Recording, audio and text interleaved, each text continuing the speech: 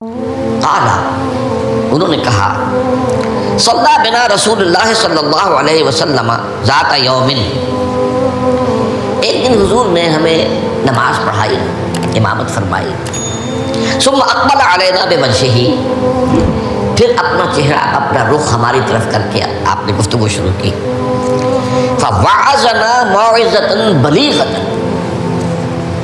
پھر آپ نے ایک ایسا واعظ فرمایا جو بہت ہی دلوں میں اتر جانے والا تھا، بلیغ، بلغ پہنچ جانا، تو گویا کہ وہ ہمارے دلوں میں سرایت کر گیا۔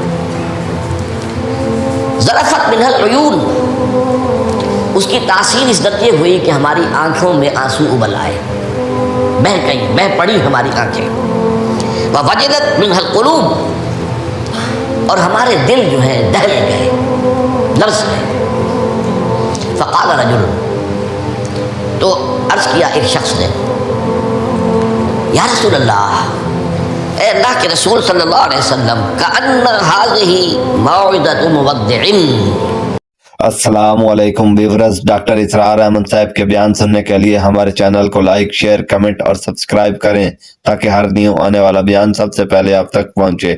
شکریہ۔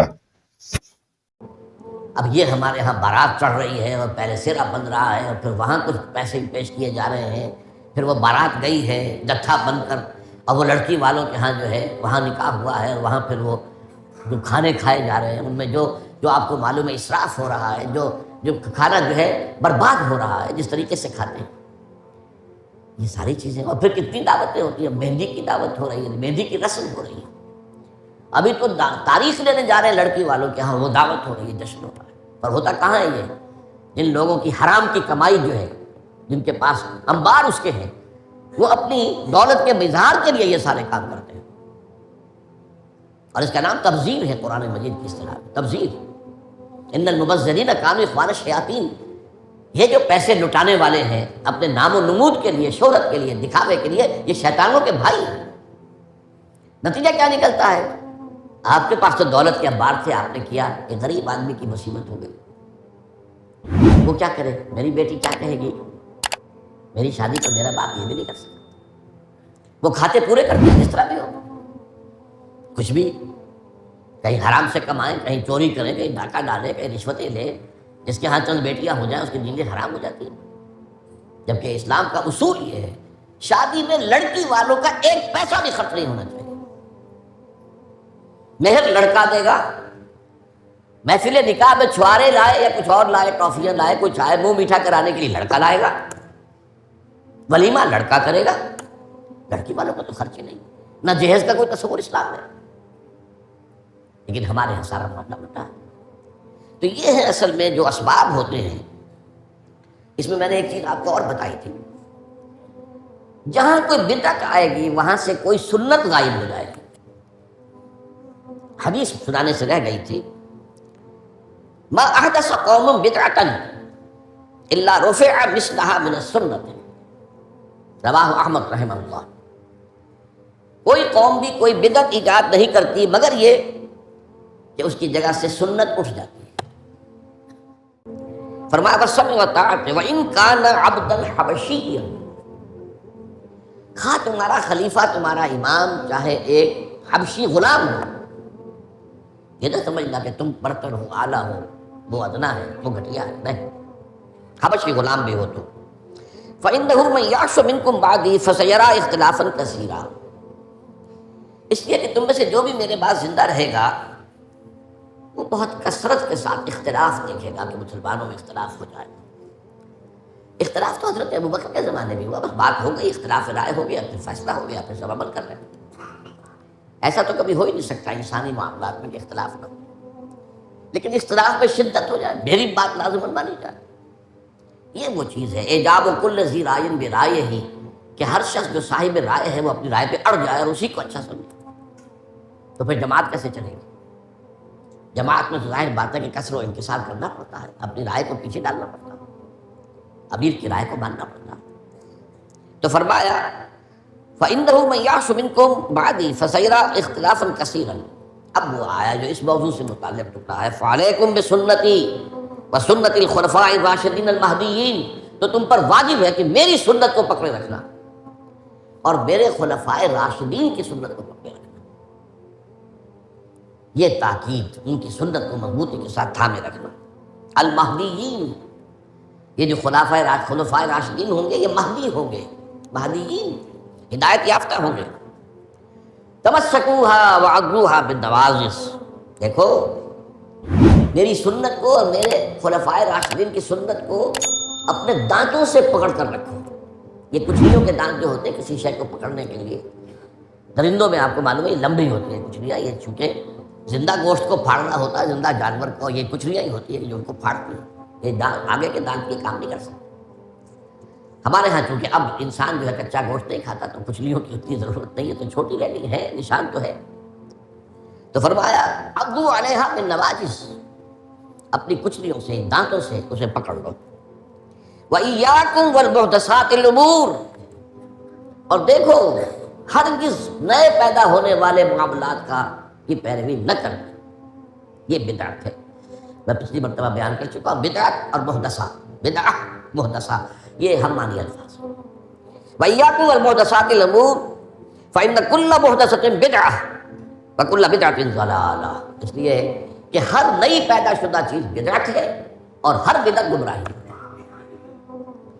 میں نے اس اعتبار سے آپ کو یاد ہوگا کہ بدعت کے جو اسباب پیدا ہیں وہ بھی کل پچھلی مرتبہ بیان کیے تھے.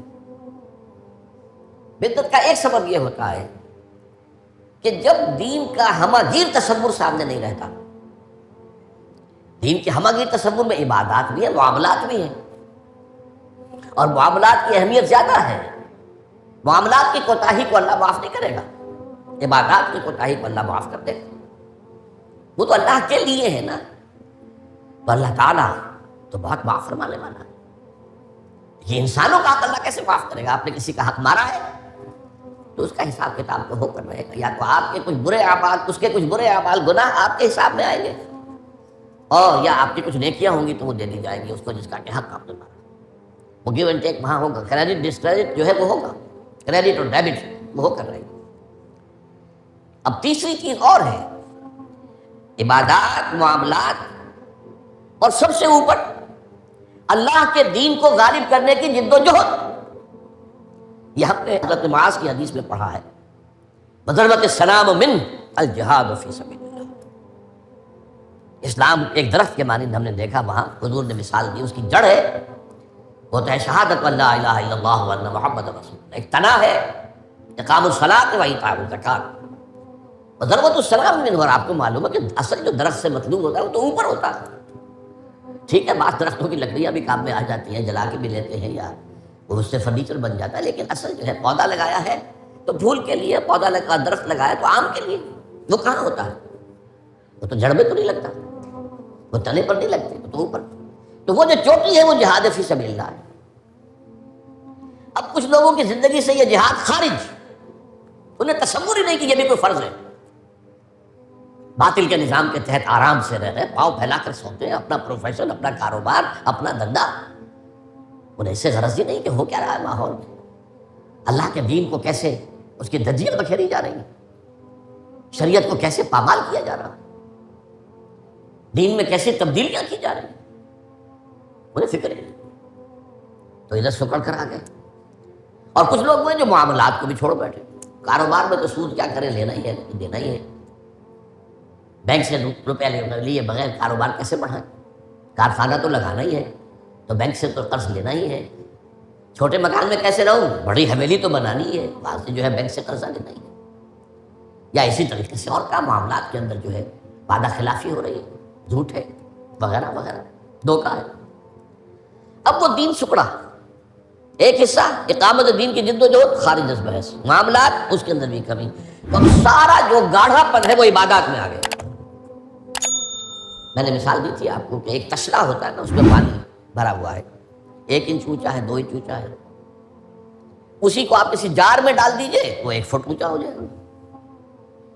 تو جب آپ نے یہ بیس اس کا تنگ کر دیا، نہ اقامت دین کی جد و جہد رہی اور نہ معاملات کی پیروی رہی، تو سارا زور اب عبادات. ہر سال عمرہ فرما رہے ہیں، کمائی حرام کی ہے. کچھ لوگ ہیں بڑے فخر سے کہتے ہیں ہر سال حج کو جاتا ہوں. اور میرا مصلی مقرر ہے پہلی صف کے اندر، وہاں شرطوں کو رشوت دیتے ہیں اور وہ ان کے مصلی محفوظ رکھتے ہیں. سمجھتے بڑی نیکی کا کام کرنا. حالانکہ دیکھیے میں خاص طور پر آپ کو بتا دوں، حضور صلی اللہ علیہ وسلم نے جو عمرہ قضا تھا صلح حدیبیہ کے بعد ہوا، اس کے بعد کوئی عمرہ نہیں کیا. سن 8 ہجری میں مکہ فتح ہو گیا، اس کے بعد تو آپ بادشاہ تھے، اب کون روکنے والا تھا؟ کوئی عمرہ نہیں کیا. وہ ساری جد و جہد دین کو غالب کرنے کے لیے ہو رہی ہے، آپ کا سارا وقت اس میں لگا ہوا. پھر حج نہیں کیا. سن 8 میں رمضان میں مکہ فتح ہو چکا ہے، آپ حج کر سکتے تھے. سن 9 میں بھی نہیں کیا. قافلہ جو ہے حجاج کا وہ بھیج دیا، مدینے سے روانہ کر دیا، حضرت ابو بکر کو امیر الحج پر خود نہیں. صرف ایک حج ہے، وہ آخری حج جسے ہم حجۃ الوداع کہتے ہیں. اس سے سمجھنا چاہیے ریشیو پروپورشن دین میں کیا ہے، واٹ از واٹ، کس چیز کی کیا قدر و قیمت ہے، کون سی چیز کتنے درجے میں مطلوب ہے. یہ جب جو ہے جیسا کہ میں نے کہا یہ دین کا تصور سکڑے گا تو عبادات، اور یہ عبادات خلوص کے ساتھ ہو رہی ہوں گی، اور ان عبادات کے اندر تشدد بھی ہوگا اپنے اوپر اور مبالغہ ہوگا، بڑھاتے چلے جائیں گے اور یہاں تک کہ اس میں بدعات ایجاد ہو جائیں گی. اب خاص طور پر شب برات، پندرہویں شب پر بہت جو ہے عبادت کریں. باقی تو جو کچھ ہوتا ہے اس کو تو چھوڑ دیجیے، آتش بازی ہوتی ہے یا کچھ اور جو ہنگامہ ہوتا ہے، جو جشن ہے، تو کچھ سرے سے دین سے کوئی سروکار ہے ہی نہیں. لیکن خاص طور پر اس رات کو مقرر کر لیا، حالانکہ کوئی قوی احادیث موجود نہیں ہے. اسی طریقے سے معراج کی شب، وہ ساری چیزیں کیوں ہو رہی ہیں؟ اس لیے کہ عبادات کا جو معاملہ ہے پوری توجہ ان پر مرتکز ہو گئی. اچھا دوسرا مسئلہ کیا ہوتا ہے؟ عبادات میں بھی ایک ہے ان کا ظاہر رسم، ایک ہے باطن روح. ایک نماز کا ظاہر ہے، فقہی طور پر آپ نے بالکل صحیح نماز پڑھ لی، صحیح وضو کیا، پھر اس کے بعد آپ نے تکبیر تحریمہ کہی، ہاتھ اٹھائے، بات کیے، سنا پڑھی، فاتحہ پڑھی، کچھ اور قرآن کا حصہ پڑھا، پھر رکوع میں گئے، تسبیحات کی، پھر کھڑے ہو گئے، پھر سجدے میں گئے، پھر بیٹھے، پھر سجدے میں گئے، پھر اٹھ کھڑے ہوئے. یہ جو رسم نماز ہے اس کی ظاہری شکل، رسم کہتے ہیں ظاہری شکل رہ گئی، رسم ازاں روح بلالی نہ رہی، فلسفہ رہ گیا، تلقین غزالی نہ رہی. اب اگر اسی پر توجہ مرتکز ہو جائے گی تو روح دین کی طرف سے توجہ ہٹ جائے گی. اس ظاہر کے بارے میں تو بڑی نیند میخ ہوگی، چھوٹی چھوٹی باتوں کے اوپر اختلاف ہو جائے گا، من دیگرم تو دیگری، یہ کیا کیا تو نے، آمین زور سے کہہ دیا، یہ ہماری مسجد میں آیا کیسے تو؟ آئندہ جرات نہ کرنا، ٹانگیں توڑ دیں گے. یہ کیا رفایا جان کر رہے ہیں؟ چھوٹی چھوٹی بڑی چیزیں سب ہضم، لکڑ ہضم، پتھر ہضم، سود ہضم، جھوٹے کاروبار سے آنے والی آمدنی ہضم، یہ اختلافات ہضم نہیں ہوتے. اس میں پھر رسومات کا اضافہ ہوتا ہے، رسومات پر رسومات، رسومات پر رسومات. اب اسی کی ایک مثال ہے، شادی بیاہ کے لیے رسمیں کتنی ہو گئی. ہم نے تحریک شروع کی، اللہ کا شکر ہے، کچھ چرچا ہے. بھائی نکاح مسجد میں کرو، لڑکی والوں کے ہاں کوئی دعوت طعام اس کا ثبوت نہیں ہے. دعوت طعام ایک ہے اور وہ دعوت ولیمہ ہے لڑکے کی طرف سے، اس کا گھر آباد ہوا ہے، وہ اپنی خوشی منائے، سیلیبریٹ کرے اپنے دوستوں. یہ ثابت ہے، اس کی تاکید ہے. باب الولیمہ حدیث کی کتابوں کے اندر پورا باب ہے، باقی اور کوئی نہیں. السلام علیکم ویورز، ڈاکٹر اسرار احمد صاحب کے بیان سننے کے لیے ہمارے چینل کو لائک، شیئر، کمنٹ اور سبسکرائب کریں تاکہ ہر نیو آنے والا بیان سب سے پہلے آپ تک پہنچے. شکریہ.